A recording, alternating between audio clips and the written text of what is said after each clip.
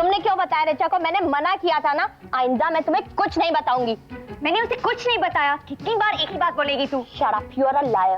I don't lie. ओफो बस करो, जब देखो लड़ाई करते रहते हो। अगर तुम दोनों को लड़ने का इतना ही शौक है तो लॉन में जाके लड़ो, एक ही बार फैसला हो जाएगा। चलो चलो दोनों। कहाँ जा रहे हो? लॉन में। लॉन में लड़ने? नहीं, सुलह करने। चलो बच्चे भी हर वक्त लड़ते हैं। रक्षा कहाँ जा रही हो? कहीं भी जा रही हूँ, मगर रोशनी से मिलने नहीं जा रही हूँ। और अगर जाऊंगी भी तो नीलम भाभी को पूछे बगैर नहीं जाऊंगी, वरना आप कोई और कहानी सुनाकर हम दोनों में झगड़ा करवा देगी। क्या अनाप शनाप बोल रही हो? मैं क्यों झगड़ा करवाऊंगी? मुझे क्या फायदा है? ये तो आप ही जानती हैं। मगर जब खुद आपने ही मुझे हॉस्पिटल जाने का सुझाव दिया था, तो उस दिन आप नीलम भाभी के सामने मुकर क्यों गई? आप तो ऐसा बिहेव कर रही थी जैसे आपको कुछ पता ही नहीं है।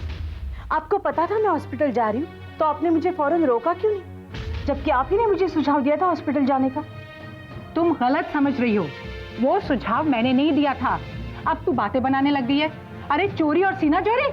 क्या? हाँ, मैंने तो सिर्फ ये कहा था कि अगर तुम्हें रोशनी की चिंता है तो उमेश भाई साहब और शारदा को जता दो। अरे तुम गलत जगह पहुंच के गलत वक्त पे दुख जताने गई तो मैं क्या कर सकती हूँ? शीतल भाभी, आप ये कहना चाहती है कि वो सुझाव आपने नहीं दिया था? कहना चाहती? मैंने तो कुछ कहा ही नहीं। अरे भलाई का तो कोई जमाना ही नहीं है। अरे एक तो सुझाव दो, ऊपर से बातें सुनो। मैं तो अब आइंदा कोई सुझाव दूंगी ही नहीं। हाँ, आइंदा आपसे सुझाव लेगा कौन चाची? भूल मम्मी नहीं रही, भूल आप रही।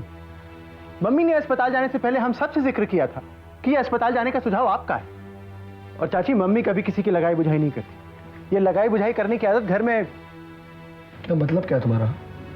तुम ये कहना चाहते हो कि मेरी मम्मी के सिवाय इस घर में और कोई लगाई बुझाई नहीं करता?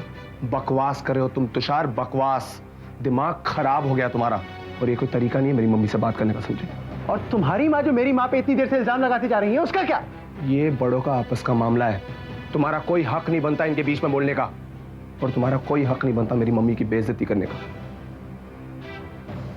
अभी इसी वक्त तुम मेरी मम्मी से माफी मांगो, वरना मुझसे बुरा कोई नहीं होगा तुषार। ठीक है, मैं तुम्हारी माँ से माफी मांगने को तैयार हूं, लेकिन इससे पहले चाची को मेरी माँ से माफी मांगनी होगी। क्या? कबीर, जिस तरह से तुम अपनी माँ की बेइज्जती बर्दाश्त नहीं कर सकते ना, उसी तरह से मैं भी अपनी माँ की बेइज्जती मंजूर नहीं करूंगा। पागल हो गया लड़का।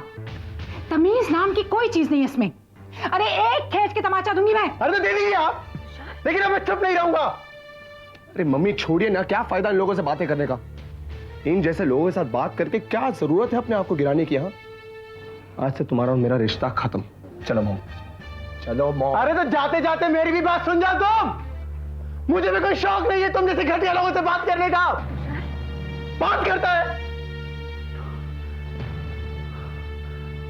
चलो